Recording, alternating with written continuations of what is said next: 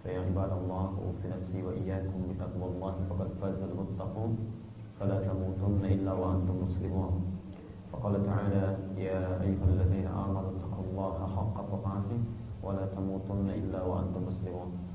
Saudara-saudariku dan pemirsa Khair TV dimanapun Anda berada, alhamdulillah Sabtu ini kita masih diberikan kesempatan oleh Allah Subhanahu wa taala di siang ini 24 Al-Muharram 1439 Hijrah waktu Muscat Oman.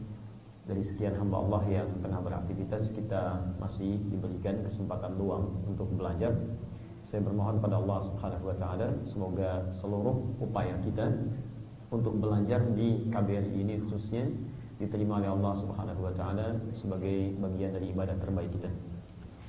Langsung saja kita memiliki materi yang cukup penting untuk diurai pada kesempatan ini, dan barangkali materi ini sesungguhnya detilnya memiliki turunan-turunan yang cukup panjang, yang saya pun sudah mau masuk tahun ke-2 di Tanah Kusir itu belum selesai. Ya, baru masuk selesai ruku kayaknya tidak. Dan itu kemudian kita akan coba maksimalkan atau kita bahas esensinya dalam kesempatan siang ini, hanya kisaran 1,5 jam atau sampai 2 jam ke depan. Karena itulah barangkali saya akan lebih fokus kepada inti bahasan kita, sehingga dengan itu ya, intisari pembahasan dan substansi bahasan dapat lebih banyak kita dapati. Mudah-mudahan apa yang kita sampaikan bisa dipahami dengan baik, dan nanti dari pemahaman itu kita bisa kemudian aplikasikan dalam tatanan ibadah keseharian kita. Langsung saja, tema kita yang teman-teman ajukan untuk dibahas adalah tuntunan taharah dan salat dalam Al-Quran dan Sunnah Rasulullah SAW. Kita coba kemudian dalami dulu tema ini untuk menggali dulu 3 hal yang paling utama. 1, kita mesti perjelas dulu tentang definisi tema yang akan kita kaji. Ya, kita dapati antum tuliskan ya tuntunan. Bismillah. 1, antum tuliskan taharah. Kemudian 2 dan salat. Ya. Jadi kita punya 2 bagian nih, 1 taharah, kedua kemudian salat. Dalam Al-Quran sumber referensinya dalam Al-Quran dan Sunnah Rasulullah SAW. Maka di sini kita punya beberapa turunan untuk coba kita pahami. 1, kita harus pahami dulu definisi dari taharah dan salat ini, sehingga dengan memahami definisi ini kita bisa mengetahui batasan topik yang kita bahas. Jangan sampai kita belum sepakat pada definisi, kemudian kita uraikan pada tatanan prakteknya, dikhawatirkan nanti apa yang kita praktekkan justru di luar dari apa yang kemudian kita ingin kaji. Baik, ini 1. Yang kedua, nanti kita pelajari, sudah memahami ini tentang prakteknya atau caranya. Seperti apa cara taharah, cara salat diajarkan oleh Al-Quran dan Sunnah. Bagaimana definisi taharah dan salat dalam Al-Quran dan Sunnah. Ini batas kita. Dan yang terakhir, ini yang jarang kemudian dikaji, tentang esensi atau hikmah dari taharah dan salat. Apa esensinya? Kenapa antum mesti taharah? Kenapa mesti salat? Apakah salat sekedar ibadah ritual yang dimintakan pada kita untuk menunaikannya? Atau ada persoalan lain yang dengan menunaikan salat dan mengerjakan taharah ada hikmah dalam kehidupan yang bisa kita raih? Barangkali 3 aspek ini yang coba kita keluarkan dari sumber Al-Quran dan Sunnah terkait 2 bahasan yang kita coba kaji dalam kesempatan siang ini. Baik, kita ambil bagian pertama tentang taharah. Apa itu taharah? Kita mulai dari sini. Karena kita berbicara tentang Al-Quran dan Sunnah, antum batasi dengan ini, jadi saya tidak akan melebar kepada opini pribadi. Ya, kita turunkan di Quran seperti apa, di Sunnah seperti apa, baru kemudian kita batasi definisinya. 1, untuk bagian pertama taharah, saya tuliskan seperti ini. Teman-teman sediakan flip chart, itu lebih baik supaya nanti saya juga tidak repot menghapus, ya. Dan nanti ada dokumentasi untuk teman-teman ulang kembali. Jadi kalau tertinggal mencatat gak usah khawatir, ya. 1, turunkan dalilnya. Dari Al-Quran kita ambil Al-Quran surah kedua Al-Baqarah di akhir ayat 222, paling kanan di pertengahan. Kemudian penjelasan ayat ini detailnya ditemukan di Quran surah ke-5 Al-Maidah ayat yang ke-6. Posisi paling kiri sebelah atas. Kemudian dari ayat Al-Quran ini dijelaskan lewat sunnah, maksudnya keterangan Nabi SAW yang kemudian beliau praktikkan. Paling cepat kita temukan di hadis riwayat Muslim. Kita ambil yang paling sahih. Nomor hadis 224 dan 225. Nanti kita bacakan. Baik, pelan-pelan. Sekarang coba kita masuk ke aspek yang pertama dulu. Kita ambil tentang taharah. Kita bahas kaitan dengan definisinya. Mari kita lihat ayat Al-Qurannya. Quran surah kedua ayat 222. Posisi paling kanan di pertengahan. Sebelumnya, teman-teman bisa fokus dulu dengan uraian yang akan saya sampaikan. Baik, lihat sini. Di dalam bahasa Arab, kita bisa dapati dua istilah yang berbeda. Ingat baik-baik ya. Satu, ada yang disebut dengan nadhafah namanya. Nadhafah. Pernah dengar kalimat ini? An-nadhafatu minal iman. Baik, kebersihan sebagian dari iman. Itu hadis palsu ya. Itu hadis palsu, itu bukan hadis. Baik. Nadhafah. Orangnya disebut dengan nadhif. Apa artinya nadhafah? Bersih. Baik. Kedua, ada yang disebut dengan taharah. Ini bahasan kita. Taharah. Orangnya disebut dengan tahir. Apa artinya taharah? Suci. Apa bedanya bersih dengan suci? Ini yang saya maksudkan. Suci belum tentu bersih. Bersih belum tentu suci. Suci sudah pasti bersih.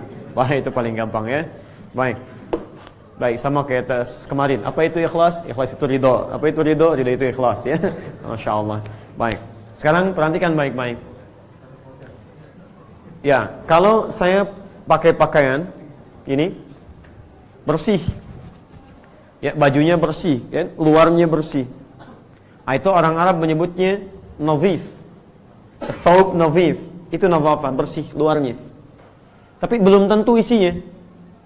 Di luarnya bersih, tapi dalamnya belum tentu. Misal, bajunya memang bersih, tapi sifatnya kotor.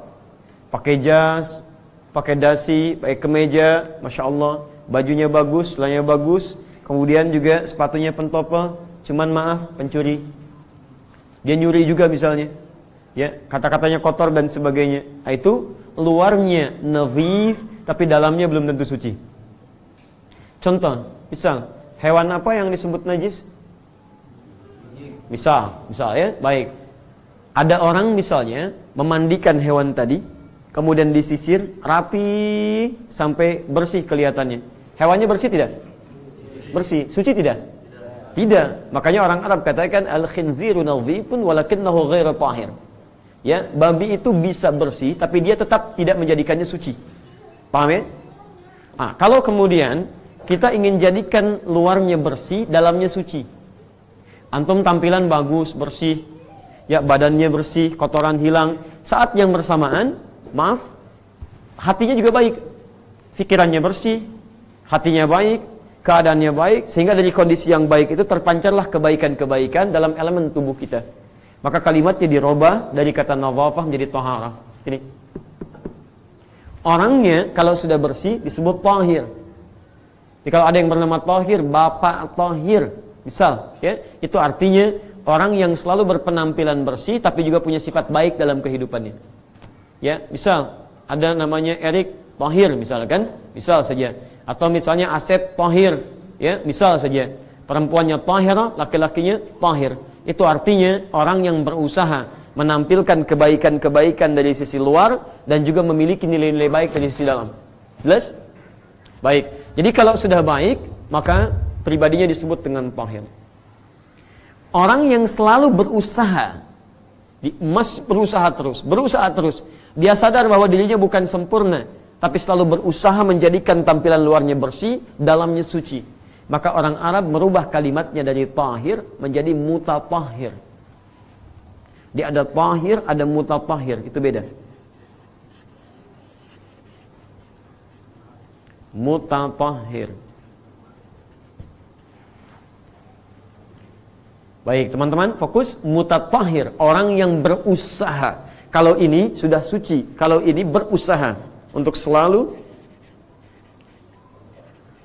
menjaga kerapihan atau kebersihan dari sisi luar dan kesucian dari sisi dalam. Awas, antum harus hati-hati ya. Saya tampilkan beberapa istilah supaya jeli saat kita menemukan kalimat itu. Semacam mukhlis dengan mukhlas, apa bedanya? Mukhlis berusaha, mukhlas sudah dapat. Tahu dari mana? 2 minggu yang lalu. Taib. Mukhlis jamaknya menggunakan in, misalnya mukhlisin, mukhlisun. Ya, orang yang berusaha untuk selalu mendapatkan keikhlasan. Kalau dia sudah dapatkan keikhlasannya, maka berubah namanya dari mukhlis jadi ikhlas, jadi mukhlas. Quran surah ke-15 ayat ke-40. Tahir sudah suci, berusaha untuk suci, maka dirubah kalimatnya dari tahir jadi mutatahhir. Sekarang lihat baik-baik. Quran surah kedua tadi ayat 222. Orang yang selalu berusaha menjadikan aspek luarnya bersih dan dalamnya suci, jadi luarnya tampilan bersih, dalamnya selalu berusaha mendapatkan sifat-sifat kebaikan. Dia jauhi kata-kata kotor, pikiran yang tidak baik, memandang yang tidak baik, maka orang ini disebut dengan mutatahhir. Oleh Al-Quran, orang-orang yang punya pribadi seperti ini, maka orang ini berpeluang mendapatkan cinta Allah subhanahu wa ta'ala.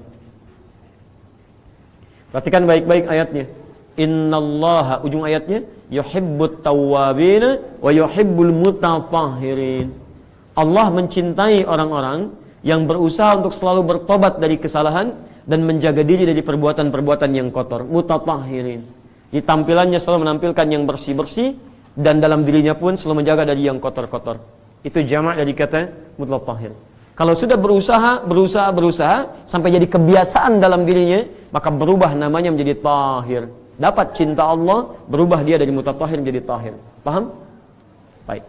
Kalau sudah memahami tentang ini, sekarang bertanya, kalau saya ingin menjadikan diri saya berusaha untuk mendapatkan sesuatu yang bersih luarnya, suci dalamnya, bagaimana cara saya untuk mewujudkan itu? Maka kemudian ditafsirkanlah kalimat tahur atau taharah oleh Nabi sallallahu alaihi wasallam, dirangkum oleh hadis Muslim nomor hadis 224. Perhatikan kalimatnya. La tuqbalu salatun min ghairi tuhurin wala sadaqatun min ghululin. Allah tidak akan pernah menerima salat seseorang yang tidak diawali dengan taharah, dan juga sedekah seseorang yang, awas hati-hati, diiringi dengan ghululin, sifat berlebihan. Ghulul itu bisa berarti mengambil dari yang haram, bisa berarti nampak ria, bisa berarti menyampaikan sesuatu karena ingin mendapatkan pujian dari orang lain. Poinnya adalah, di hadis tadi, lihat baik-baik, Nabi memberikan satu isyarat bahwa taharah ini satu oleh Nabi disandingkan dengan kalimat salat. Dalam hadis nomor 225-nya di hadis Muslim, lalu dijelaskan oleh Nabi apa yang dimaksud taharah ini yang disandingkan dengan salat. Fokus teman-teman. Saya ulang ya. Kita ingin menjadikan pribadi kita baik luarnya, baik dalamnya, disebut dengan taharah. Usahanya mutatahhir. Kalau sudah dapat disebut dengan tahir. Caranya disebut oleh Nabi, kata Nabi, tidak diterima solat seseorang. Ketika Nabi menyebut taharah, yang disebut solat dulu. Tidak diterima solat seseorang tanpa taharah, kata Nabi. Kemudian apa yang dimaksud dengan taharah ini? Dijelaskan di hadis riwayat Muslim, nomor hadis yang 225-nya. Lihat baik-baik. La tuqbalu salatu ahadikum hatta yatawadda'a. Tidak akan pernah diterima oleh Allah solat di antara kalian sebelum dimulai dengan wudu. Anda bisa fokus sebelum dimulai dengan wudu. Jadi taharah yang dimaksudkan dalam fikih di sini baik dalam referensi Al-Quran ataupun hadis Nabi SAW, yang dimaksud itu adalah wudu. Jadi kalau Anda misalnya mendapati kata tahara dalam fikih, saya ulang, Anda dapati kata tahara dalam fikih, maka definisi yang dimaksudkan adalah wudu. Jelas ya? Kalau disebutkan apa itu tahara, sederhananya berwudu. Tapi kalau Anda tanyakan apa esensi dari tahara, maka kembalikan pada makna asalnya. Jadi kalau kita kembalikan ke makna asalnya, esensi dari tahara, kembalikan ke pemaknaan tadi, adalah menghadirkan keadaan yang bersih dari luar tubuh kita, sekaligus suci dalam diri kita. Di secara singkat, kalau orang wudunya benar, maka muncul sifat tahara dalam dirinya. Mohon maaf, bukan cuma membersihkan aspek yang luarnya saja. Antum kalau cuma wudu, bersih-bersih luarnya, jangankan antum, non-muslim pun bisa mengerjakan itu. Mereka mandi, bersih juga.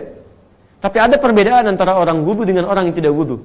Orang yang wudu, kata Nabi, lihat isyaratnya, bukan hanya menjadikan mulutnya itu bersih, wajahnya bersih, tangannya bersih sampai dibasuh 3 kali, sampai ke ujung kakinya. Tapi intisari orang wudu, dengan wudunya, dia bisa menghadirkan, ini poinnya teman-teman sekalian, kebaikan-kebaikan dalam dirinya, kesucian dalam jiwanya. Karena itulah para ulama menyebutkan yang dimaksud dengan wudu atau at-tahara an-nadhafatu wal husnu.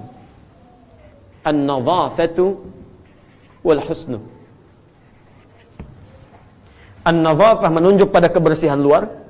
Jadi kalau antum rajin wudu, itu pasti keadaan kita lebih bersih daripada orang yang enggak pernah wudu. Silakan kalau tidak percaya. Antum wudu batal, wudu lagi. Wudu batal, wudu lagi. Begitu sering wudu, diri antum lebih bersih dibandingkan orang yang tidak pernah berwudu. Bisa kelihatan teman-teman, dari aura wajahnya saya sudah beda. Yang kedua, ini yang penting, al-husnu. Kalau cuma basuh-basuh, jangankan antum, anak kecil juga bisa.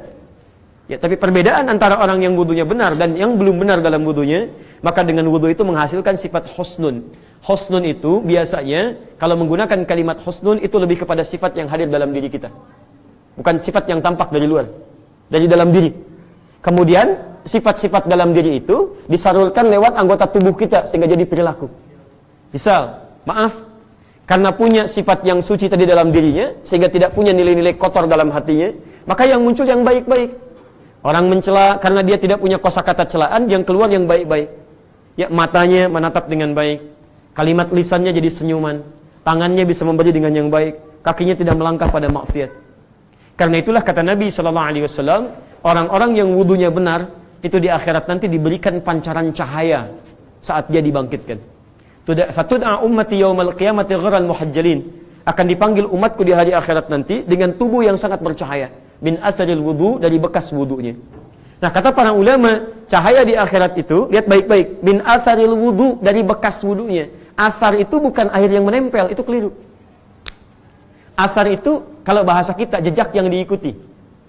Misal saya berjalan nih, ya, kemudian antum temukan jejak saya, lalu antum ikuti jejaknya, ya, antum ikuti sehingga bisa mengikuti saya, itu disebut dengan athar namanya. Kalau jejak itu tidak ditemukan secara tapaknya, tapi masih ada misalnya jalurnya, ada yang mengisahkan kepada antum, antum nggak lihat sendiri jejaknya, tapi ada yang mengisahkan, ini jalannya, ini jalannya, ini jalannya, maka berubah kalimatnya dari athar jadi ma'thur. Ada kumpulan-kumpulan doa disebut dengan ma'thurat. Kenapa disebut dengan al-ma'thurat? Karena antum tidak langsung mengambil dari Nabi, tapi mengambil dari jejak-jejak para sahabat dan tabi'in yang sampai kemudian informasinya kepada kita. Nah, jadi tidak harus ditafsirkan kemudian oleh teman-teman sekalian, mengikuti athar itu dalam bentuk airnya, bukan airnya, tapi bekas-bekas dari air itu meresap dalam diri kita, menjadikan tubuh kita kemudian terbawa dengan petunjuk kebaikan-kebaikan. Makanya kata Nabi, kalau orang wudunya benar, itu berdasarkan air yang menetes jatuh dari tempat wudunya, maka jatuh pula kotoran-kotoran dan dosa-dosanya. Termasuk di hadis Muslim, dalam terusan hadis-hadis yang nanti kita akan bahas. Dimaksud saya teman-teman sekalian, orang wudu itu pasti nampak perbedaan dalam dirinya. Jadi kalau antum tiap hari wudu, tapi tidak melahirkan kebaikan dari anggota tubuh kita, dari ujung kepala sampai ujung kaki, ada yang salah dengan wudunya. Makanya kata para ulama, termasuk Syekh Muhammad bin Jibrin yang ada di Timur Tengah, ya, beliau dari Saudi, pakar bahasa, pakar fikih juga, di akhirat orang wudunya benar, mendapatkan cahaya-cahaya dalam tubuhnya, maka di dunia orang yang wudunya benar memancarkan aura-aura kebaikan dalam dirinya. Makanya tidak sedikit ahli bahasa yang mengaitkan kata wudu dari kata bau yang berarti cahaya. Ya, berarti cahaya. Jadi kalau orang wudunya benar, ada pancaran cahaya-cahaya kebaikan dalam dirinya. Saya sudah uraikan tentang pembahasan ini. Antum bisa baca buku saya yang terbaru kemarin tentang manhaj tahdzir kelas eksekutif. Itu saya bahas tentang korelasi kata wudu dengan kata do. Jadi pertama fokus ini ya. Saya tidak menginginkan Anda cuma mendapatkan informasi berupa definisi. Wudu itu begini, begini, begini. Taharah itu begini, begini, begini. Hasilnya apa? Apa esensinya? Antum tiap hari wudu, yang lain wudu. Sahabat Nabi wudu jadi baik. Antum wudu, kenapa belum mendapatkan kebaikan itu? Coba antum lihat, orang jahiliyah, orang kasar, jauh dari kelembutan. Maaf, pencela, pemukul, banyak tindakan kriminal. Diajarkan wudu oleh Nabi, tiba-tiba berubah. Pencela jadi pecinta, pemukul jadi perangkul, kasar jadi lembut. Kenapa orang sekarang wudu, kok lisannya bisa pandai mencela orang lain? Kenapa orang wudu sekarang, kok wajahnya tidak menyenangkan bagi orang lain? Kenapa orang sekarang wudu, kakinya melangkah pada yang tidak baik? Tangannya wudu masih mengambil hak orang lain. Ada yang salah dalam wudunya. Jelas ya? Maka dari itu, kita mesti kemudian belajar tentang cara wudu yang diajarkan oleh Al-Quran. Melalui pendekatan sunnah Nabi SAW. Yang dengan itu diharapkan esensi wudu bisa kita raih dalam kehidupan. Bukan cuma praktek keseharian wudunya saja. Jelas di sini? Baik. Kita mulai Quran, surah kelima, ayat yang ke-6. Posisi paling kiri sebelah atas. Ya, saya akan coba praktekkan bagian dari taharah ini atau bagian dari wudu. Materi ini kita agak sedikit mungkin cepat karena tidak terlalu banyak yang kita bahas dalam uraian ini, sehingga nanti kita bisa menyingkat waktu untuk masuk pada bahasan sholatnya. Baik, teman-teman fokus Quran surah ke-5 ayat ke-6, posisi paling kiri sebelah atas. Ya ayyuhalladzina amanu, hai orang-orang yang merasa punya iman. Baik, saya berhenti sampai sini. Sekarang perhatikan baik-baik, saya berikan rumus tafsir. Kalau ada ayat Al-Quran dibuka dengan kalimat iman, maka informasi yang disampaikan setelah kalimat iman itu, perhatikan rumusnya, tidak sekedar menyampaikan informasi berupa ibadah semata, tapi juga menjadi indikator tingkat keimanan pemiliknya. Jadi kalau antum menemukan kalimat iman, setelahnya ada informasi, ada amal soleh, maka amal soleh itu secara tidak langsung jadi indikator tingkat keimanan kita. Misal, di sini ada kata iman, setelahnya kata wudu. Ya ayyuhalladzina amanu, setelah kata iman, idza qumtum ilas shalah, maka jika kamu ingin sempurnakan salat, teruskan faghsilu wujuhakum, sempurnakan wudu'mu. Jadi setelah ada kata iman, muncul informasi untuk menyempurnakan wudu. Perhatikan baik-baik. Rumus tafsirnya, informasi yang terletak setelah kata iman yang bernilai ibadah, maka ibadah ini secara tidak langsung menjadi indikator tingkat keimanan pemiliknya. Jadi semakin antum sempurna mengerjakan wudu, maka ini menunjukkan tingkat keimanannya baik. Tapi jika antum melihat anak-anak misalnya, ya, yang sudah baligh atau kerabat yang abai dalam wudunya, cuman sekedar basah-basahan saja, misal, maka ini menunjukkan lemahnya iman yang ia miliki. Ya, nanti kita lihat ya, kalau antum terbiasa berwudu, kita lihat nanti turunan wudunya. Kalau peduli dengan wudunya, apalagi begitu batal, wudu lagi. Begitu batal, wudu lagi misalnya. Ini menunjukkan tingkat keimanan yang luar biasa. Jelas ya? Tidak perlu tunjuk orang lain, kita masing-masing koreksi di mana kira-kira posisi kita dalam keadaan yang disebutkan ini. Oke, sekarang perhatikan. Idza kuntum ilas shalah, kalau ingin salatnya sempurna. Garis bawahi. Kalau Anda ingin salatnya sempurna. Al-Quran menyandingkan sifat sempurnanya salat dengan sempurnanya wudu. Seakan-akan memberikan kesan bahwa jika ada seseorang yang wudunya tidak sempurna, maka akan berdampak pada tidak sempurnanya salat. Contoh, langsung hadis. Awas, karena kita dengan Al-Quran dan Sunnah. Hadis riwayat Al-Bukhari. Nomor hadis 744. Terdapat pula di hadis riwayat Muslim. Nomor hadis 397. Yang meriwayatkannya sahabat Abu Hurairah radhiyallahu ta'ala anhu. Kisahnya dialami oleh seorang bernama Khalad bin Rafi' Az-Zuraiqi.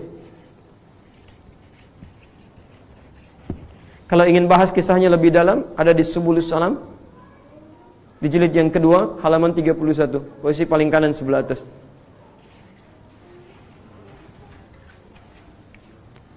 Baik, saya bacakan kisahnya. Dan pemirsa, semoga kita bisa lebih fokus untuk belajar. Dan kajian ini bagi yang telah mendapati, insya Allah bisa mengingatkan kembali referensi-referensi yang telah kita kaji. Baik, teman-teman, saya bacakan hadisnya. Bima ma'na, qala Ja'a rajulun ila Nabi sallallahu alaihi wasallam. Datang seorang lelaki pada Nabi sallallahu alaihi wasallam. Fadakhala ila al-Masjid Nabawi, maka dia masuk ke Masjid Nabi sallallahu alaihi wasallam. Fa shalla bi janbi Nabi sallallahu alaihi wasallam wan Nabi fi nahiyatin ukhra min al-masjid. Maka kemudian dia salat di samping Nabi, Nabi berada di sisi yang lain di masjid. Jadi kalau ini posisi masjidnya misalnya, dia masuk ke masjid, ini area masjidnya. Kemudian dia masuk ke masjid, ini misalnya posisi Nabi di sini. Dia masuk, dia tunaikan salat. Nabi berada di sisi yang ini. Falamma sallama yaminan wa syamala, tatkala selesai salam ke kanan ke kiri, selesai salatnya, dia salam ke kanan ke kiri, atan Nabiyya sallallahu alaihi wasallam. Dia mendatangi Nabi sallallahu alaihi wasallam, faqala assalamu alaik. Dia berkata assalamu alaik ya Rasulullah. Faqala lahu an-nabiy sallallahu alaihi wasallam, maka Nabi sallallahu alaihi wasallam kemudian menjawab, perhatikan kalimatnya, wa alaikassalam wa rahmatullah. Dan bagi anda assalamu warahmatullah, salam dan rahmat Allah. Lihat kalimatnya, irji' salli fa innaka lam tusalli. Anda silahkan balik lagi, salat lagi karena anda belum salat. Anda bayangkan, padahal orang ini telah selesai salam kanan dan ke kiri. Kata Nabi, balik karena anda belum salat. Kemudian fa'ada salatahu thalatha marat. Dia mengulang salatnya sampai 3 kali. Kemudian datang lagi kepada Nabi. Fayaqulu lahu an-nabiy sallallahu alaihi wasallam mithla ma kana. Tapi Nabi tetap mengulang kalimat serupa. Anda balik lagi, salat lagi karena anda belum salat. Faqala, maka dia berkata, ya Rasulullah, ma uhsinu ghairah. Ya Rasulullah, saya enggak bisa lebih baik dari cara tadi saya salat. Alimni, tolong ajarkan saya. Lihat kalimatnya, tolong ajarkan saya. Kata Nabi, faqala lahu an-nabiy sallallahu alaihi wasallam, maka diajarkan oleh Nabi sallallahu alaihi wasallam dengan berkata, lihat kalimatnya, idza qumta ila shalah, kalau salat kamu ingin sempurna, asbighul wudu, maka sempurnakan dulu wudunya. Kata para ulama hadis, kalau orang ini salah dari mulai takbir sampai salamnya, maka Nabi akan langsung memperbaiki dari takbir sampai salamnya. Tapi ketika Nabi memulai dengan kalimat sempurnakan wudu, ini menunjukkan bahwa orang ini bukan cuma salah salatnya, tapi wudunya pun punya persoalan. Karena itulah Nabi menunjukkan dari fase wudu sebelum sampai ke fase salat. Antum teman-teman gampang ya, kalau antum lihat coba anak-anak wudu, lihat bagaimana wudunya. Kalau antum perhatikan wudunya keliru, maka salatnya pun pasti akan berantakan. Atau kebaliknya, anda lihat anak-anak antum misalnya, salatnya kurang maksimal, coba cek wudunya. Pasti ada korelasi di antara keduanya. Nah, sekarang, mari kita lihat bagaimana Nabi SAW mengajarkan para sahabat untuk kemudian menyempurnakan wudu. Kita ambil ayat Quran yang utama dulu. Fokus teman-teman, saya ambil yang pokok dulu. 1. Cara wudu dalam keterangan Al-Quran, kita ambil Quran dulu karena kita tadi membuat tema Al-Quran dan Sunnah. 1. Al-Quran memberikan gambaran 4 pokok yang utama. 4 pokok yang mutlak dibasuh ataupun diusap saat kita menunaikan wudu. 4 pokok anggota wudu. Saya tadi mengucapkan dibasuh dan diusap karena nanti ada yang dibasuh dan ada yang diusap dari 4 pokok ini. Fokus teman-teman ya. Awas hati-hati. 4 pokok ini penting untuk kita ketahui karena nanti kalau ada kaitan dengan keterbatasan air, maka sebelum menunaikan tayamum kita pilih, antum mesti melihat apakah kadar air ini cukup bagi 4 pokok ini atau tidak. Kalau kadar airnya cukup bagi yang 4 pokok ini, maka ini didahulukan. Tidak langsung untuk mengerjakan tayamum. Ya. Apa yang 4 ini? Saya turunkan dulu supaya lebih jelas. Kita masuk ke cara. 1. Faghsilu wujuhakum. Saya tuliskan kalimatnya menggunakan ghasala. Faghsilu, basuh. Wujuhakum. Sudah jadi bahasa Indonesia, wajah kalian. Anggota pertama, wajah. 1. 2. Wa aydiyakum ilal marafiq. Diikutkan pada hukum yang pertama. Wa-nya di situ disebut ataf. Waw yang mengikutkan pada hukum sebelumnya. Maksud diikutkan pada hukum sebelumnya, ikutkan basuh. Ingat ya, hati-hati dengan kalimat Al-Quran dan hadis. Basuh ini. Saya tuliskan tangan sampai siku. Jadi kita bahas. Tangan sampai siku. Saya tulis lengkap. 3. Harus jeli. Begitu masuk pada yang ketiga, kalimatnya berubah dari ghasala jadi masaha. Wamsahu. Masaha. Dan menggunakan ba, ini yang paling unik. Wamsahu bi ru'usikum, pakai ba. Allah bisa mengatakan wamsahu ru'usakum, tapi di sini uniknya menggunakan ba. Nanti kita bahas. Dan usap kepala kalian. Wa arjulakum ilal ka'bain. Perhatikan, fokus baik-baik. Ketika masuk pada yang keempat, ba-nya dibuang lagi. Tapi diikutkan pada hukum yang pertama, bukan hukum yang ketiga. Kalau hukum yang ketiga maka Allah firmankan, lihat kalimatnya, wa arjulikum. Kalau kalimat menggunakan wa arjulikum i, maka hukumnya ikut kepada yang ini. Tapi ketika menggunakan a, maka hukumnya ikut kepada yang atas. Wa arjulakum ilal ka'bain. Kaki sampai 2 mata kaki. Ini 4 yang utama. Awas ya, lihat baik-baik, hati-hati, jangan keliru ya. 4 pokok dalam anggota wudhu. Kepala, wajah, tangan sampai siku, mengusap kepala, kemudian kaki sampai kedua mata kaki. Lihat poinnya. Ketika antum mendapati air yang sangat terbatas, tapi masih mampu digunakan untuk berwudu pada yang 4 ini, maka antum tepikan tayamum, dahulukan yang 4 ini. Selain 4 ini, maka dia bukan pokok, dia tambahan, disebut dengan sunnah. Yo, nanti kalau kita tambahkan di akhir, kita praktikkan. Baik, kumur-kumur masuk 4 pokok tidak? Tidak. Berarti dia fardu atau sunnah? Sunnah. Baik, teruskan. Basuh telinga, fardu atau sunnah? Sunnah. Baik, istinsyak, menghirup air ke hidung, fardu atau sunnah? Sunnah. Baik, membasuh telinga, sekali lagi, fardu atau sunnah? Sunnah. Artinya, kalau antum punya air yang sifatnya terbatas, tidak bisa digunakan untuk keseluruhannya, tapi bisa yang 4 ini, maka tayamum simpan dulu, kemudian dahulukan yang 4 ini dulu. Paham? Alhamdulillah. Kita mulai satu-satu. Saya mulai yang pokok dulu. Wajah. Mohon izin kalau saya simpan mic-nya begini, antum bisa kedengaran? Bismillah ya. Baik, ibu terdengar? Tidak kedengaran. Kenapa bisa jawab? Itu luar biasa. Baik. Kedengaran? Tidak kedengaran. Baik, biasanya kalau tidak kedengaran nggak bisa jawab gitu ya. Ini yang aneh, sudah tidak bisa kedengaran tapi bisa jawab. Luar biasa. Baik. Sekarang lihat baik-baik wajah. Bismillah.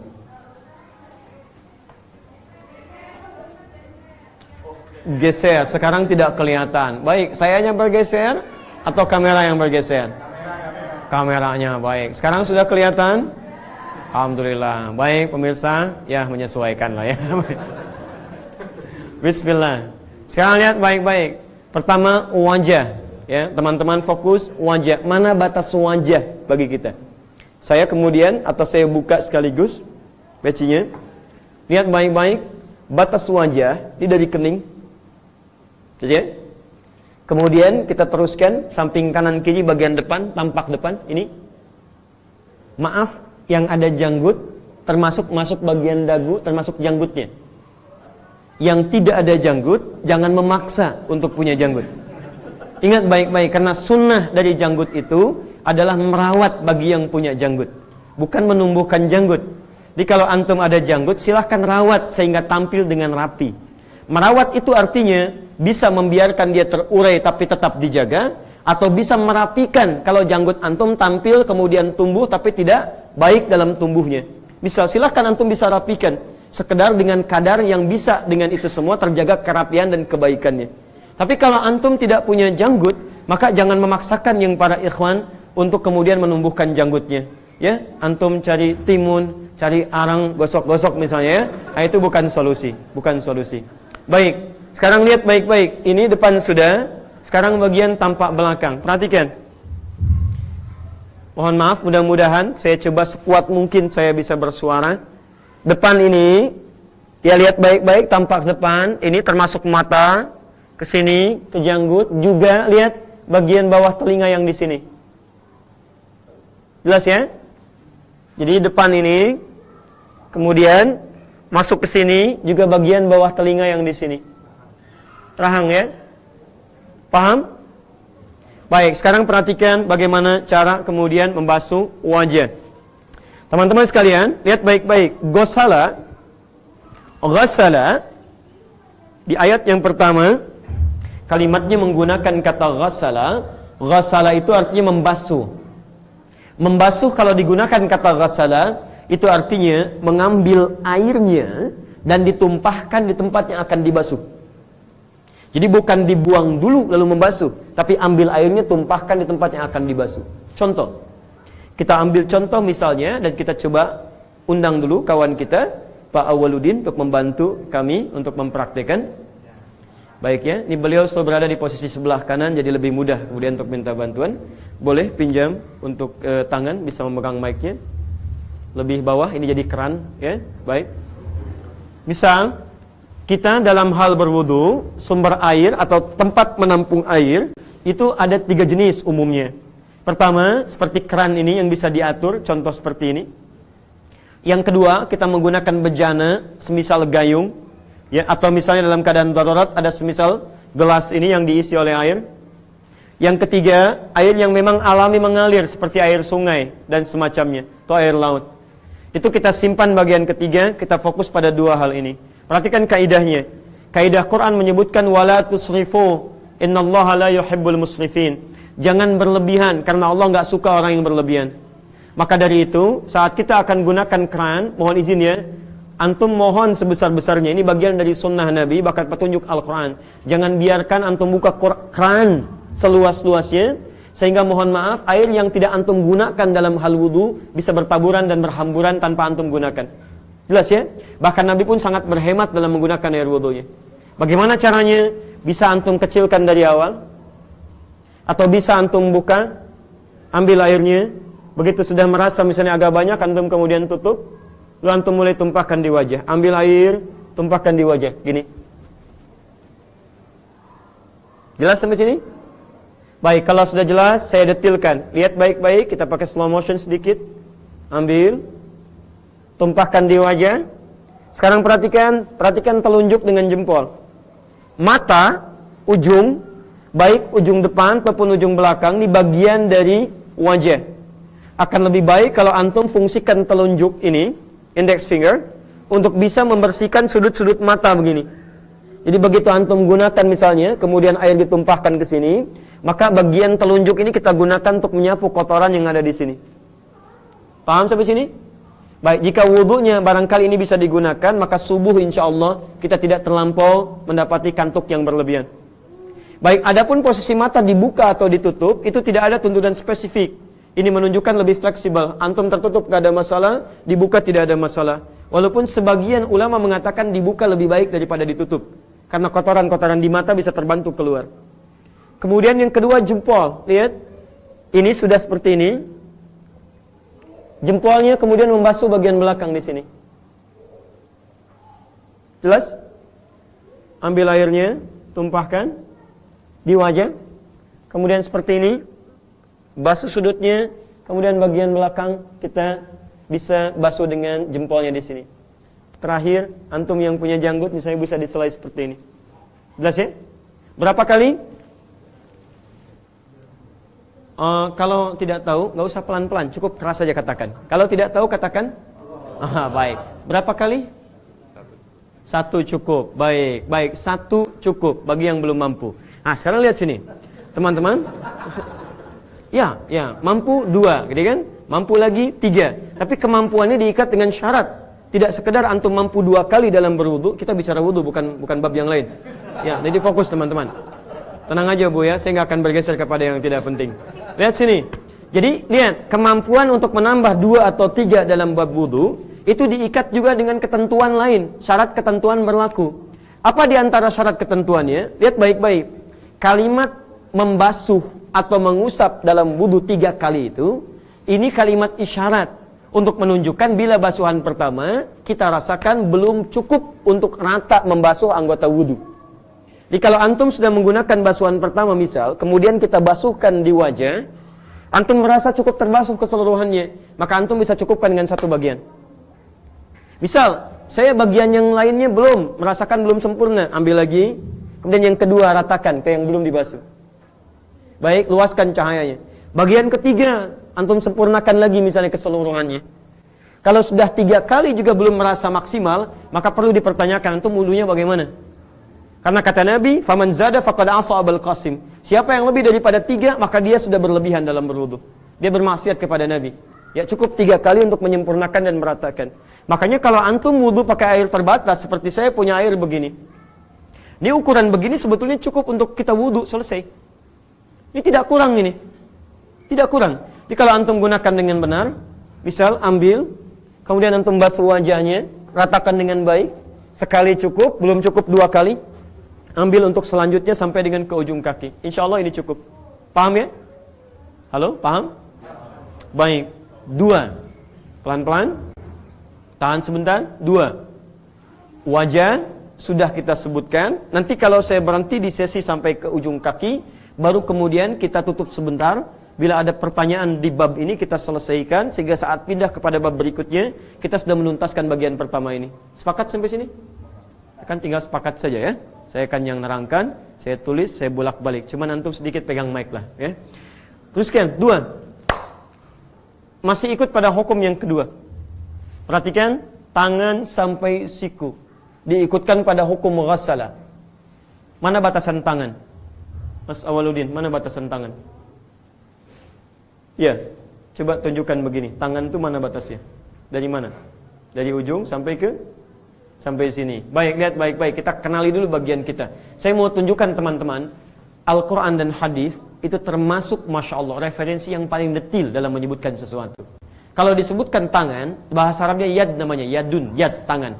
Itu dari sini, ujung jari sampai ke sini. Ya, persendian yang dekat ke bahu. Ini tangan, yad namanya, tangan. Dari sini sampai sini. Tapi dalam urusan ibadah, Allah sangat detil dan Nabi sangat menurunkan kalimat-kalimat Al-Quran dalam tafsiran beliau dengan detil pula. Dalam masalah ibadah, tidak pernah disebutkan kalimat yad khususnya untuk menunjuk pada semua jenis ibadah. Selalu terkait dengan aspek-aspek pentingnya. Contoh, ini yadun, yad, dari sini sampai sini. Ketika bicara wudu, sampai siku. Siku itu ini. Bahasa Arabnya mirfaq. Jamaknya marofik. Jadi kalau disebutkan mirfaq, artinya cuma dari sini sampai sini. Yang ini disebut rusghun. Awas hati-hati, pergelangan, rusghun. Yang ini disebut dengan kaffun. Penting antum ketahui, nanti kalau saya teruskan ke bab salat, nanti Nabi mengatakan antum ketika bertakbir, boleh kemudian telapak tangan yang kanan menutup punggung yang kiri. Boleh sampai ke sini pergelangan tangan. Rusghun. Detil sekali. Jadi ketika menyebutkan wudu sampai siku. Ketika menyebutkan salat sampai rusghun. Yang ini sa'id namanya. Sa'id. Nanti kita teruskan saat masuk bab salat. Makanya hati-hati ketika membaca bagian Al-Quran ataupun hadis, ada pendekatan-pendekatan diksi yang sangat spesifik terkait dengan ibadah. Sekarang lihat, tadi tangan sampai mana? Siku. Lihat kalimat Qur'annya. Ila. Ila itu menunjukkan dari awal sampai ke tujuan. Awalnya tangan, tujuannya marafiq, mirfaq, ke siku. Jadi kalau antum ingin basuh dalam membasuh tangan, berarti basuh dari sini ke siku, bukan siku ke tangan. Keren. Lihat baik-baik. Ini tangan ke siku. Kata Quran, wa aydiyakum ilal marafiq, tangan sampai siku, bukan siku ke tangan. Jadi bukan kerannya dibuka, antum alirkan begini dari tangan ke bawah, tapi ambil airnya dari tangan turunkan ke siku. Enggak pakai tidak. Tangan ke siku. Baik ya, tangan ke siku. Ambil, basuh sampai sini, turunkan. Merasa ada yang kurang, ambil, basuh, turunkan lagi. Nanti saya jelaskan esensinya kenapa dimulai dari sini bukan dari sini. Nanti ada hubungan dengan husnun. Kalau nadhafah nggak ada masalah. Kalau antum ingin bicara nadhafah, kebersihan saja, ini nggak ada masalah dari sini ke sini. Tapi ketika Anda akan berbicara tentang hakikat wudu, esensi wudu, hikmah wudu, kenapa dimulai dari sini? Nanti saya tunjukkan betapa jelinya bahasa Al-Quran. Kalau bukan firman Allah, mustahil bisa begini. Makanya antum jangan roba-roba. Ada sebagian mengatakan, gak apa-apa sama dari sini juga. Kalau saya sedikit kurang sepakat dengan itu. Ya, antum kalau ingin ikuti, sepakat, tidak ada masalah, saya tidak memaksa. Tugas saya menyampaikan, dan saya tidak paksa antum untuk ikut pendapat apa yang saya sampaikan. Yang penting kata Quran begini, hadis begini, ulama begini, kita pedoman dengan alasan yang kita telah pelajari. Paham? Baik, jadi saya simpulkan pertama, ambil airnya sampai ke siku, kemudian turunkan, bukan kerannya dibuka, kemudian sikunya dibegini-beginikan. Paham? Baik, 3. Fokus baik-baik, kalimatnya berubah, izin, dari ghassala ke masaha. Bagian ketiga. Dari ghassala ke masaha. Hukumnya sama dengan yang pertama, 1 kali, 2 kali, boleh 3 kali untuk menyempurnakan basuhan wudu. Sekarang masaha. Izin. Teman-teman fokus, lihat baik-baik. Masaha artinya mengusap. Bisa. Saya ingin mengusap ini. Tutup gelas. Maka saya usap misalnya seperti ini. Paham ya? Itu masaha namanya. Masaha. Ya, Nabi Isa punya mukjizat mengusap. Masaha. Makanya orang yang mendapatkan usapan, memiliki usapan pada sesuatu disebut dengan Masih. Masih, Mesia. Makanya beliau disebut dengan Masih Al-Masih, Isa Al-Masih. Karena di antara mukjizatnya bisa mengusap seseorang yang dengan usapan itu dengan izin Allah sembuh penyakitnya. Kayak zaman Nabi Isa nggak repot dah. Nabi Isa sakit gigi, usap sembuh. Nabi Isa ini mata nggak bisa lihat, usap sembuh. Nabi Isa ini kena penyakit kusta, usap sembuh. Dokter bangkrut lah pokoknya, ya pada saat itu. Karena pada saat itu banyak ahli medis yang mengatakan hebat. Ini saya hebat nih, bisa menyembuhkan apa saja. Maka Allah turunkan ujian yang tidak bisa disembuhkan oleh medis. Diturunkanlah Nabi sesuai dengan keadaan umatnya. Zaman Nabi Musa banyak tukang sihir, maka diberikan tongkat untuk bisa mengatasi sihir. Zaman Nabi Isa banyak ahli medis yang merasa hebat, diturunkan mukjizat lewat usapan. Zaman Nabi Muhammad banyak ahli sastra yang merasa unggul, maka diturunkan Al-Quran, kitab paling dahsyat yang bertahan sampai dengan habisnya kehidupan di muka bumi ini. Kembalikan teman-teman sekalian, fokus baik-baik ya. Sekarang usap, masaha. Apa yang diusap? Ru'us. Wamsahu biru'usikum, kepala, bukan rambut. Kalau rambut itu syu'ur dalam bahasa Arab, sya'run, syu'urun. Kalau ra'sun, ru'usun, jamak dari kata ra'sun itu artinya kepala. Betapa adilnya Allah.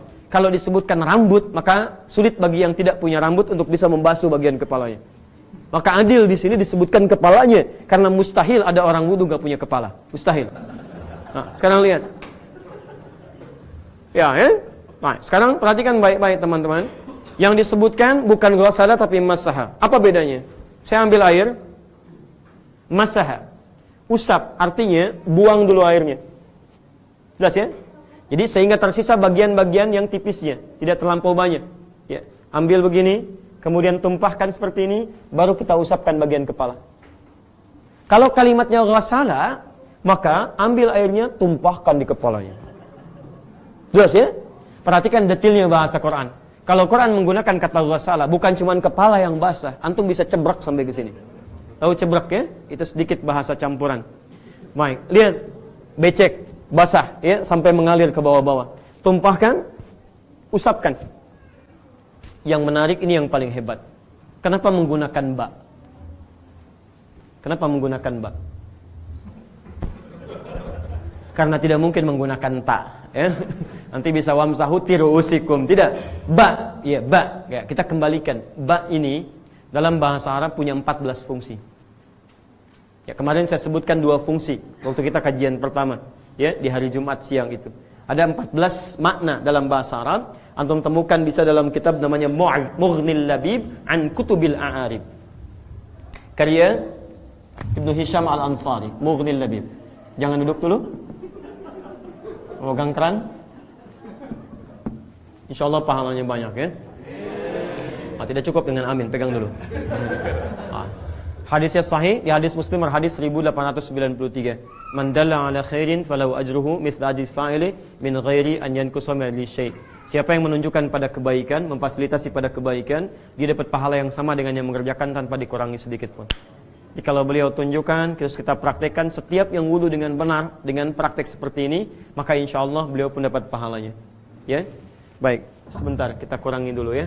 Sini. Nah, teman-teman, huruf ba, kenapa begitu mengusap menggunakan ba? Di antara makna huruf ba, setelah kemarin kita mengambil ilsaq, musahabah, yang ketiga ada yang disebut dengan istighraq namanya, istighraq. Saya turunkan ke sini. Alhamdulillah, yang pegang mic ada, tinggal yang mutar flip chart ya. Baik, satu istighraq.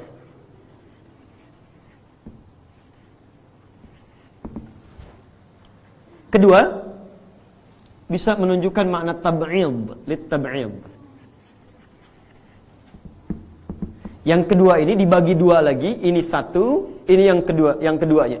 Sehingga ini disebut juga dengan yang ketiga dalam konteks wudu. Ya, yang ini lit-tab'id ma'al hudud, bisa ma'al hudud. Yang ini dunal hudud. Sekarang lihat sini. Satu, ba di sini ketika kita mengusap kepala, kemudian menggunakan huruf ba, fungsi pertama lil istighraq. Istighraq itu menunjuk pada keseluruhan, komprehensif, holistik, semua. Jadi kalau kita praktikkan pada makna yang pertama, ba-nya menggunakan istighraq, lihat baik-baik. Ambil, buang dulu airnya, jatuhkan, kemudian usap dari depan sampai ke belakang begini. Balikan kembali. Jelas? Baik, ambil, tumpahkan airnya, antum usap ke belakang begini, ini sudah sah. Mau dibalikan gak ada masalah. Jadi kalau sudah sampai begini pun, yang penting terusap bagian kepala sampai belakang, ini sah wudunya. Jelas? Baik, yang kedua, at-tab'id, sebagian. Tapi itu sebagian. Kalau kita mengambil sebagian dengan rumus yang ini, ma'al hudud, hudud itu batas. Sebagian tapi ada batasnya. Apa batasnya? Kata sebagian ulama mengatakan batasnya ini ubun-ubun. Jadi kalau antum misalnya ingin basuh, usap kepala, ambil airnya, tumpahkan, antum usap kepala, yang penting sudah sampai di ubun-ubun di sini, maka sah wudunya. Paham? Baik, yang ketiga, at-tab'id min dunil hudud, dunal hudud. Basuh sebagian, tapi tidak ada batasnya. Yang penting dia menjadi bagian dari kepala. Misal, ini kepala bukan? Kepala, ini kepala. Belakang kepala. Nah, yang penting dia bagian dari kepala, antum usap, itu sah wudunya. Perhatikan bagaimana detailnya bahasa Al-Quran. Kenapa ketika mengusap kepala menggunakan huruf ba? Karena tidak semua orang dalam keadaan yang sama ketika dia akan mengusap kepalanya. Misal, saya ambil kasus antara laki-laki dengan perempuan yang berbeda. Antum wudu enak saja dimanapun dalam kondisi yang baik bisa berwudu. Baik dalam suasana terbuka atau tertutup. Tapi kan perempuan tidak begitu. Contoh misalnya, kita ambil dalam keadaan misal, ini Pak Awaludin sedang kedatangan putranya. Kemudian putranya ya membawakan sebagian dari sesuatu mainannya. Tiba-tiba dilempar-lempar kena kepalanya misalnya. Gitu kan? Luka. Dalam kondisi ini, lihat baik-baik, ini kasus yang kedua saya dahulukan. Dalam kondisi lukanya, apa antum simpulkan kemudian tidak harus berwudu? Tidak. Antum bisa usap yang tidak kena luka. Ini faedah menggunakan huruf ba. Luka di sini tidak harus kemudian antum meninggalkan wudu bagian kepala. Antum bisa basuh bagian yang lainnya. Sepanjang itu menunjukkan kepala. Kembali ke kasus yang pertama, antum laki-laki nggak ada luka dimanapun bisa wudu dalam keadaan yang baik. Tapi perempuan kan tidak begitu. Tertutup bisa wudu. Yang terbuka ada masyarakat, kadang-kadang di mall, kadang macam-macam. Ada bagian-bagian tertentu yang nggak bisa dia buka. Contoh bagian yang menutup kepalanya. Maka ibu bisa ambil solusinya, ambil airnya.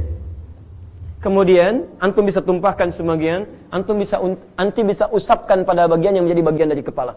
Misal ke depan seperti ini atau samping seperti ini, maka dianggap sah wudunya. Ini sepakat ulama, tidak ada perbedaan di sini. Bukan rambut, Pak, bukan rambut, ingat, kepala. Ingat, Qur'annya ada, hadisnya ada, pendapat ulamanya mereka sepakat dengan hal ini, jadi tidak ada masalah di sini. Ya, Nabi Allah menyampaikan firman, Rasul kemudian menafsirkan, sahabat meneruskan, ulama menjelaskan, dan semua sepakat. Jadi jangan kita ambil kreatif untuk mencari cara berbeda. Antum Allah bukan, Rasul juga bukan, sahabat bukan, tabi'in bukan, ulama belum. Kemudian antum punya pandangan sendiri. Coba lihat ya, barangkali antum sedikit lelah sehingga harus kembali fokus kepada bahasan. Sekarang perhatikan, ini faedahnya huruf ba, ya. Bahasa Arab itu luar biasa, Pak. Saya mau ambil sedikit informasi. Dulu ada orang Indonesia luar biasa itu.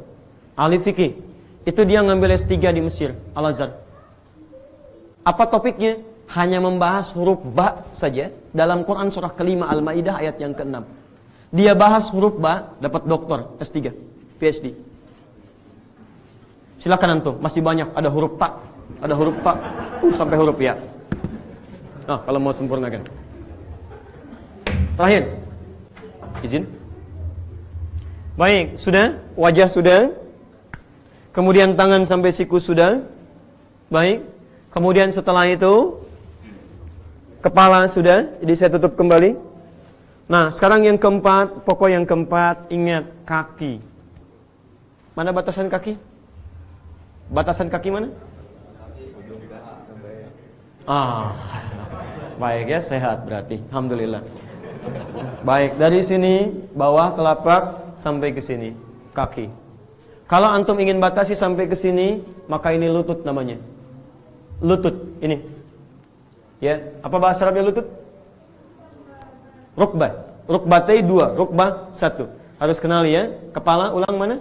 Kepala, pundak, lutut, ada kaki bawahnya ya, dipas betul. Harus diketahui, kalau tidak tahu nanti repot. Karena bagian-bagian sholat nanti, begitu antum turun, ada yang lutut duluan, ada yang tangan duluan. Kita ketahui dengan baik dulu. Sekarang kaki, batas dalam wudu tadi, wa arjulakum ilal ka'bain. Kaki kalian sampai kedua mata kaki.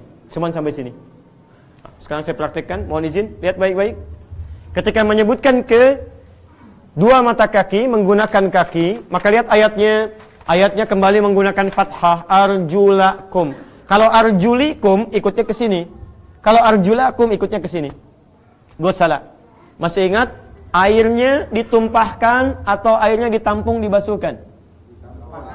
Tampung dibasuhkan. Kalau ditumpahkan, ambil, tumpahkan baru usap. Baik ya. Saya buka dulu ya. Mohon izin.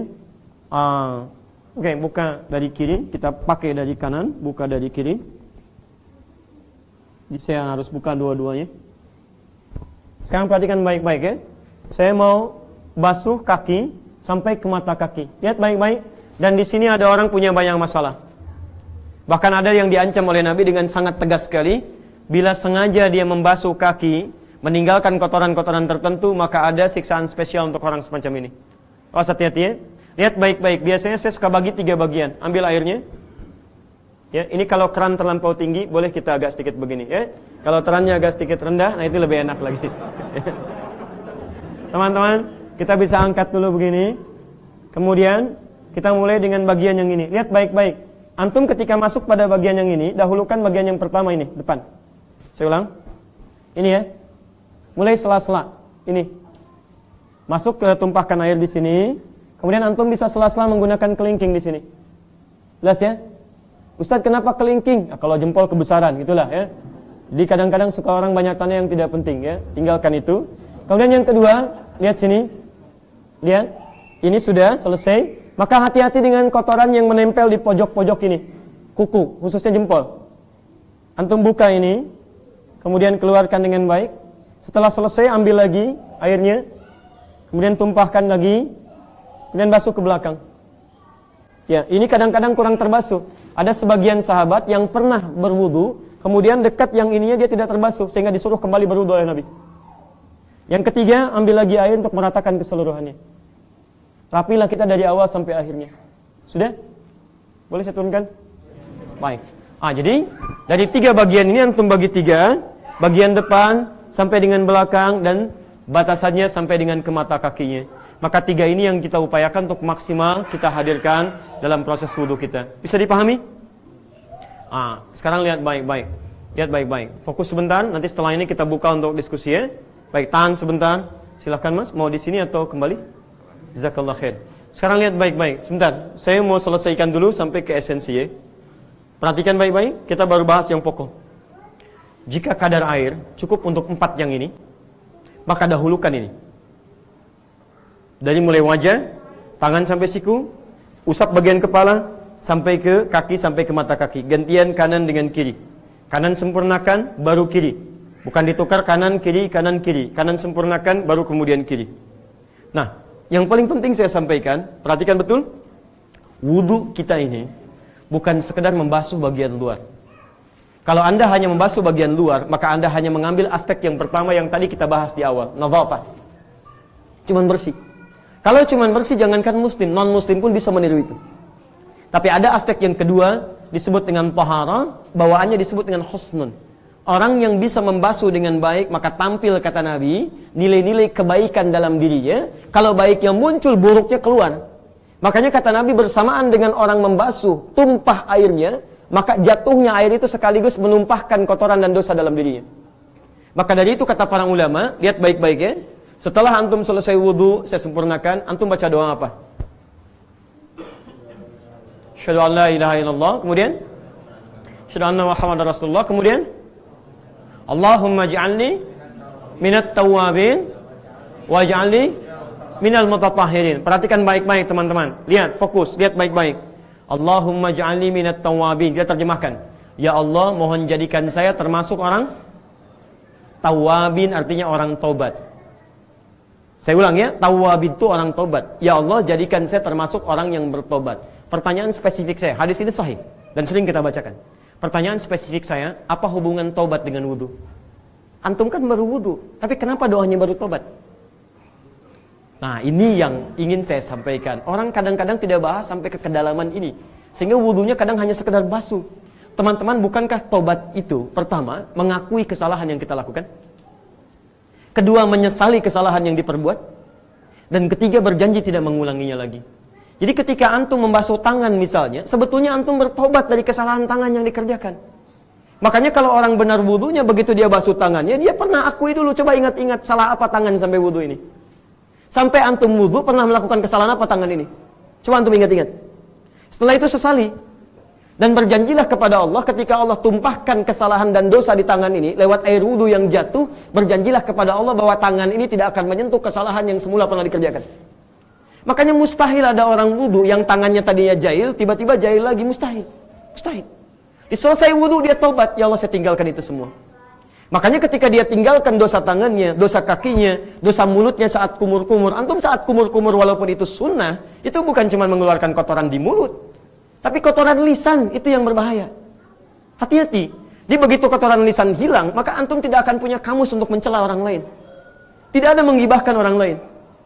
Boleh jadi amarah ada, tapi antum gak akan menemukan kosakata untuk membalikkan suasana celaan itu. Antum kenal Al-Hasan cucunya Nabi? Kenal di mana antum? Luar biasa ya. Baik, ikhlas itu tetap rasional ya. Baik. Beliau berusaha untuk ikhlas tapi tetap rasional ya. Baik. Semoga Allah ridho ya. Baik. Teman-teman lihat baik-baik. Al-Hasan itu cucunya Nabi SAW. Itu yang paling mirip wajahnya dengan Nabi SAW. Punya anak, anaknya sama namanya dengan kakeknya, Muhammad. Satu kali, ini Al-Hasan itu pemuda luar biasa, penghuni surga, ahli Al-Quran. Sepeninggal Nabi SAW di zaman fitnah, pernah beliau lewat ke pasar dengan putranya Muhammad. Tiba-tiba di masa fitnah itu kan banyak orang mulai antipati, banyak friksi, banyak celaan macam-macam. Di tengah jalan dicelalah oleh seseorang. Dari A sampai Z, habis celaan. 1, 2, 3, 4, 5, Al-Hasan cuma diam. Perhatikan baik-baik. Begitu orang itu pergi, fantalaqa, faqala ibnu, maka berkata anaknya kepada ayahnya, ya abati lima lam tarud. Pak, kenapa papa tidak balas? Maksudnya jelaskan bahwa papa tidak seperti itu. Lihat jawabannya. Wala adri kaifa arud. Papa enggak tahu bagaimana cara membalasnya. Jadi ketika beliau akan balas itu, nyari kosakata dalam dirinya enggak ketemu, Pak, Bu. Jadi mau cari kata begini saja, Anda pun tidak lebih baik daripada saya, itu tidak ketemu dalam dirinya. Saking bersihnya keadaan dirinya. Dan dikenal sebagai ahli wudu yang luar biasa. Jadi kalau antum terbiasa berwudu, batal wudu lagi, maka mustahil. Pancaran-pancaran dalam diri memancarkan sesuatu yang tidak baik. Kalau dia ngalir ke wajah, wajahnya tuh menampilkan keteduhan. Ngalir ke lisan ada kebaikan. Ngalir ke kaki ada kebaikan. Nah, antum tiap hari kumur-kumur minimal 5 kali, kenapa yang dikumur itu nggak pernah keluar? Pakaian sudah tidak isbal, tapi lisannya begitu isbal. Kan jadi masalah. Mata, tangan, kaki, apa yang antum banggakan di hadapan Allah? Kan semua akan ditanya. Jadi teman-teman sekalian, itulah sebabnya kalau orang sudah bertobat kepada Allah, tinggalkan keburukannya, maka jadilah dia mutatahhir. waj'alni minal mutatahhirin.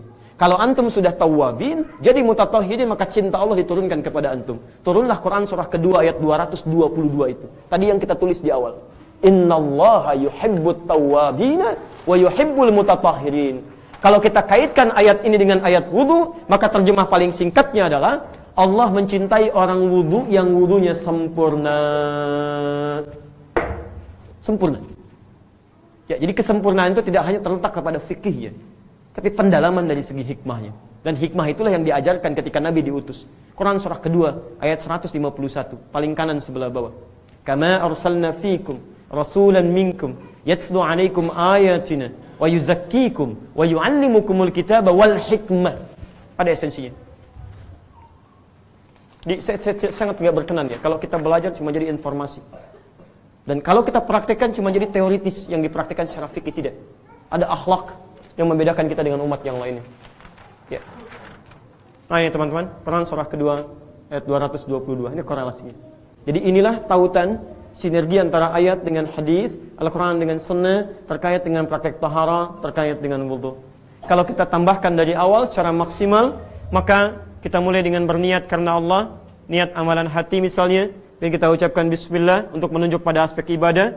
Mulai antum dengan tambahan, ya, mengusap-usap tangan, menyela-nyelai begini.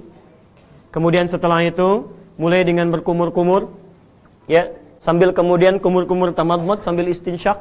Istinsyak menghirup air sampai ke hidung, ya, untuk mengeluarkan kotoran yang di hidung. Kemudian istinsyar dikeluarkan. Bisa antum keluarkan sekaligus atau satu-satu misalnya, jikalau dirasakan kotoran ingin dikeluarkan dari hidung. Jadi ambil kumur-kumur, ya, kalau memungkinkan untuk misalnya sikat gigi itu lebih bagus, ya. Ingat, sikat gigi itu kalau bahasa Arabnya apa? Bukan, ya, apa bahasa Arabnya? Allahu a'lam. Apa lagi? Baik, ya. Kalau bahasa orang sekarang itu tanziful asnan, tapi itu bahasa orang sekarang. Bahasa yang dulu yang tadi ucapkan, siwak, yang tadi antum ucapkan, ya, untuk membersihkan gigi, siwak. Maka kayunya disebut dengan kayu siwak, padahal kayunya bahasa Arabnya ud. Ya, Pak, tolong beli siwak. Nah, kalau antum dikasih Pepsodent misalnya sama sikat gigi, itu betul. Sama, antum dikasih kayu juga betul. Jadi jangan sampai misalnya tolong beli siwak, antum dikasih Pepsodent misalnya atau Furset atau misalnya sikat gigi, antum tolak. Oh enggak, saya maunya siwak. Kalau cuman kayunya itu disebut dengan udun. Ud itu kayu. Kalau dipakai sikat gigi maka disebut dengan udus siwak. Maka dibuang kalimat udnya, dimunculkan siwaknya. Maka muncul istilah as-siwak. Kalau di Arab disebutkan siwak maksudnya kayu yang digunakan untuk menyikat gigi. Itu metode namanya mudhaf ilaih. Kalau dibuang mudhafnya, muncul mudhaf ilaihnya untuk menekankan makna siwaknya. Yang penting bukan kayunya, yang penting sikat giginya. Jadi kalaupun kayunya tidak ada, jangan menyebabkan antum tidak bersiwak. Pak, saya mau bersiwak. Oh ini silahkan kasih sikat gigi. Oh bukan, saya pengennya kayu. Nah inti daripada kayu itu untuk sikat gigi. Makanya dibuang kalimat udnya, dimunculkan siwaknya. Sehingga kalaupun kayunya tidak ada, antum bisa gunakan benda lain yang penting digunakan untuk bersikat gigi. Paham sampai sini? Saya ingin antum pahami itu. Karena dalam bahasa Arab, ada kadang dua kalimat, satu dibuang. Contoh, Masjidil Haram. Subhanalladzi asra bi'abdihi laylam minal Masjid Al-Haram. Kadang-kadang orang Arab membuang masjidnya, muncul Al-Haramnya. Asalnya begini, Masjid Al-Haram. Kalau sudah diketahui, dibuang kata masjidnya, muncul kata Al-Haramnya, menunjuk kepada masjid. Antum silakan umrah haji, menginap di hotel-hotel depan Masjid Al-Haram. Maka akan ada tulisan di lift-lift dan beberapa tembok menunjukkan dengan kalimat haram, begini, Al-Haram. Ya. Ditanya antum, mau kemana? Ke haram, ke haram? Antum jawab, bukan, saya halal. Bukan. Ini maksudnya mau ke masjid. Masjid. Ya. Jelas ya? Baik, ini penting saya tunjukkan supaya kita itu lebih rasional dalam memahami sesuatu. Tapi pakai dalil. Jangan cuma rasio tapi dalil tidak ada. Jadi kalau disebutkan siwak itu artinya sikat gigi. Dalilnya, laula an asyqa ala ummati la amartuhum bis-siwak 'inda kulli salat. Kalau tidak memberatkan umatku, saya perintahkan untuk bersikat gigi setiap dia akan kali menunaikan salat. Maksudnya bisa berwudu, bisa setelah wudu ketika akan menunaikan salat. Bagaimana caranya? Maaf, kata para ulama bisa menggunakan kayu tadi, bisa menggunakan yang semisalnya, atau kadang-kadang kalau sulit ditemukan, saya biasanya kumuran pertama kumur-kumur, buang. Kumuran kedua saya suka pakai tangan begini, ya, untuk dibersihkan, sehingga kotoran-kotoran yang menempel kadang-kadang lekat di gigi itu setidaknya bisa lebih cepat didorong untuk keluar. Yang ketiga disempurnakan, hirup ke hidung, kemudian keluarkan sehingga kotoran bisa keluar. Wajah seperti tadi, tangan sampai siku selesai, kemudian rambut. Fokus. Bisa begini. Maaf, saya ralat kepala, ya, bukan ke rambut, kepala. Tumpahkan airnya, sapu ke sini, fokus. Bisa cara pertama begini, begitu ke sini langsung ke telinga, usuk sunahnya. Bisa sekaligus. Yang kedua, bisa kepala saja, selesai. Ambil air lagi, kemudian untuk telinga, boleh. Dua-duanya ada hadisnya. Khusus untuk telinga, maka lihat baik-baik, telunjuk dengan ini thumb, jempol, ini yang kita maksimalkan. Index finger dengan jempol, ini yang kita gunakan. Lihat baik-baik teman-teman, yang ini khusus untuk membasuh yang dalam di sini. Yang ini thumb, jempol untuk bisa mengusap bagian luarnya di sini. Ya, jelas ya? Baik, setelah ini kembali ke kaki seperti yang tadi telah kita bahas. Tutup dengan doa. Begitu antum berdoa menghadap kiblat, disitulah tekad antum untuk berubah jadi lebih baik. Dan cahaya itu bergantung pada keinginan dan maksimal kita untuk bisa mempraktekannya. Ya, jadi kalau cuma bersih-bersih tiap hari, jangankan antum, anak kecil yang belum balik pun bisa mengerjakan itu. Letak perbedaannya terletak pada kebersihan aspek luar dan kesucian dalam diri kita. Kita tutup sebentar sampai di sini. Saya buka dulu sesi untuk berdiskusi supaya maksimal bahasan kita. Untuk itu saya buka dialog. Tapi mohon izin ya, saya mau ingatkan dulu, tolong hadirkan pertanyaan-pertanyaan yang esensial. Yang tidak terlampau penting, antum simpan dulu. Saya di Mekah pernah ditanya saat umrah beberapa waktu yang lalu. Ada yang tanya, Ustaz, kenapa di Mekah ada burung gereja? Masya Allah. Saya bilang, itu mu'alaf, Pak.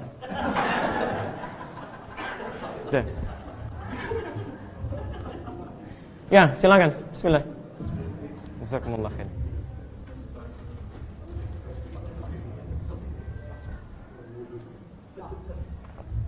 Baik, sekarang kita banyak ke sesi tanya jawab. Ya, sesinya ada kita ada 3 buku.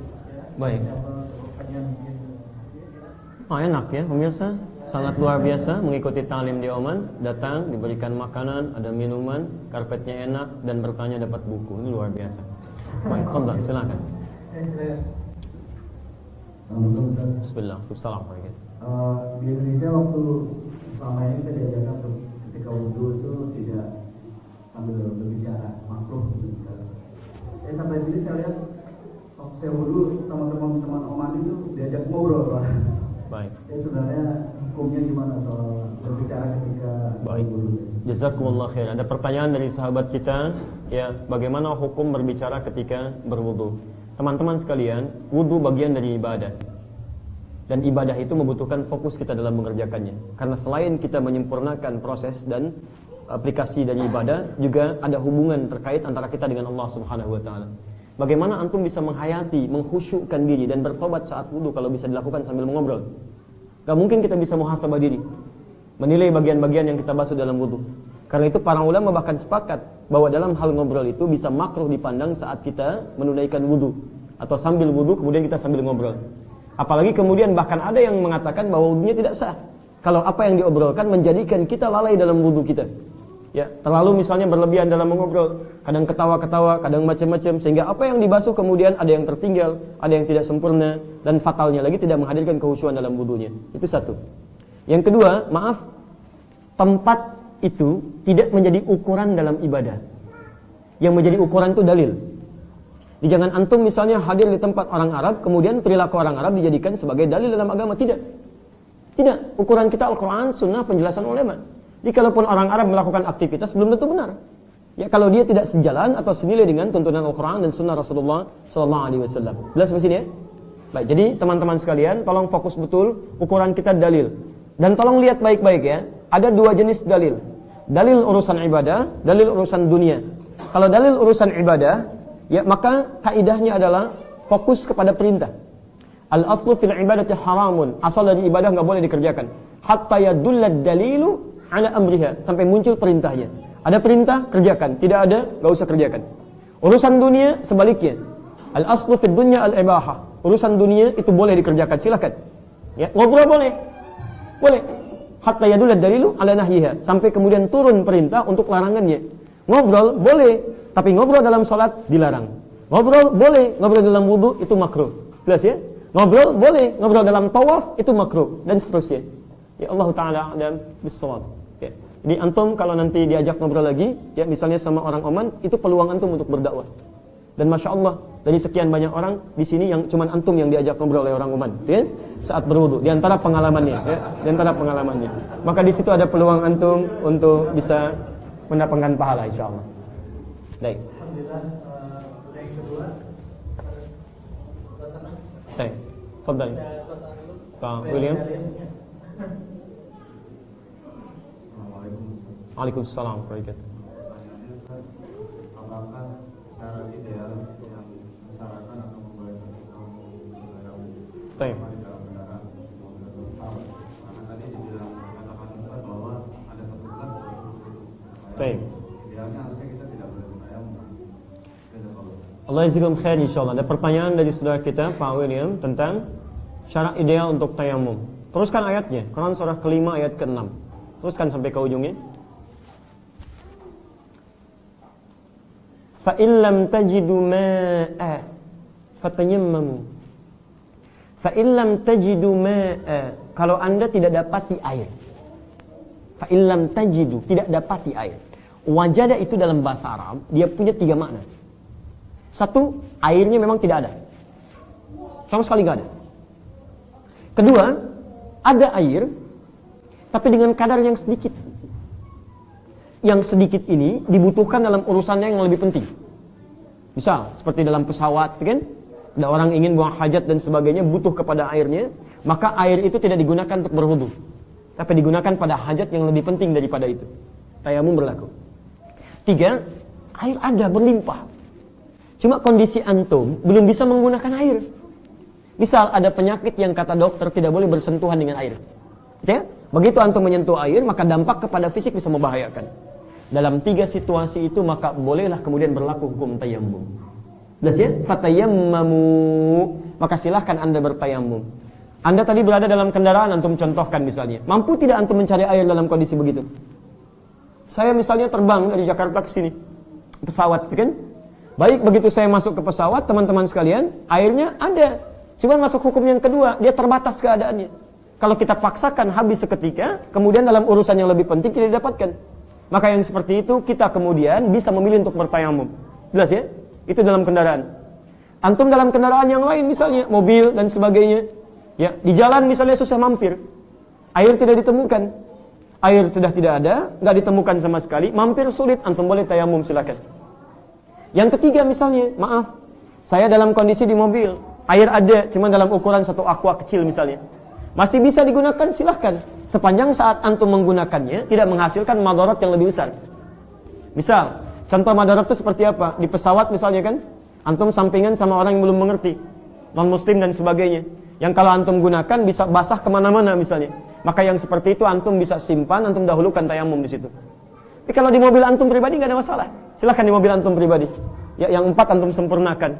Yang basahnya antum bisa lap dan sebagainya. Sebagian yang menetes. Itu nggak ada masalah. Itu lebih baik dibandingkan antum dahulukan tayamum sepanjang menemukan air untuk digunakan salat dalam kondisi berkendaraan. Jelas ya? Nah, sekarang pertanyaan keduanya, apa yang digunakan dalam tayamum ini? Baik, kita tayamum pakai apa? Bukan. Awas hati-hati, salah antum selama ini. Awas hati-hati. Tayamum tidak menggunakan debu. Tapi tayamum menggunakan debu yang suci. Awas, bukan pakai debu, tapi debu yang suci. Karena bahasa Qur'annya, fatayammamu sa'idan thayyiba. Kalau Quran mengatakan sa'idan, maka dia cukup menjadi debu saja. Mau nempel dimanapun, yang penting debu. Misal, maaf, knalpot ada debunya? Ada. Kalau bahasa Qur'annya sa'idan saja, debu, maka antum boleh, antum silahkan tayamum menggunakan debu di knalpot. Saya ingin sempurna sunahnya supaya bekas tayamumnya ada, tempelin di situ, usapkan ke wajah, silakan. Tapi itu bukan thayyiban. Makanya diikat dengan kalimat sa'idan thayyiban, debu yang menempel di tempat yang baik, tempat yang suci. Baik, banyak debu menempel. Maaf teman-teman, bukan tanah ya, tapi debu. Ini ada debunya. Misal tembok ada debunya, Pesawat depan kita, table-nya ada debunya. Kaca yang di samping itu ada debunya. Hati-hati. Jadi setiap tempat yang baik-baik silahkan antum tempelkan. Ustaz, saya susah menemukan bagaimana kalau sedang tawaf ke Bita Mampir. Saya lihat teman saya ada debunya di wajah. Boleh nggak saya tempel? Ya kan? Nah, itu kasus yang berbeda. Ya? Kasus yang berbeda. Baik. Jelas ya? Baik. Bagaimana caranya? Bagian terakhir. Cara tayamumnya kita belum selesaikan. Di satu pengertian kapan tayamumnya. Kedua, bagaimana caranya. Dan yang ketiga adalah tentang tadi debu yang digunakannya. Sekarang ada dua cara dalam tayamum. Sepakat yang dibasuh cuma dua, yang diusap cuma dua. Satu bagian wajah. Antum gini tangan, teman-teman. Kemudian bisa ditempelkan di tempat yang ada debunya. Gini. Setelah itu, lihat baik-baik.